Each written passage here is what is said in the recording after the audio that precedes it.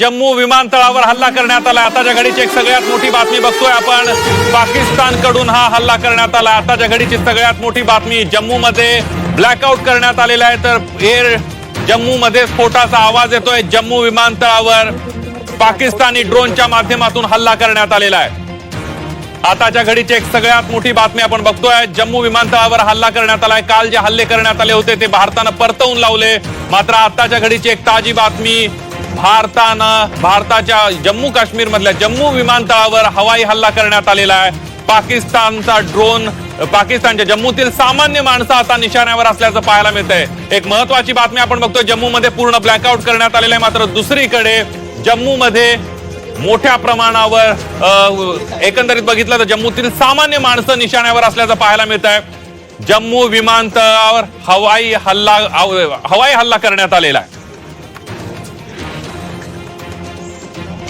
पुन्हा एकदा जाऊयात, आपल्या सोबत उर्वशी खोना आपल्या प्रतिनिधी आहेत। उर्वशी, जम्मूमध्ये हा हल्ला झाला आहे असं समजून येत आहे।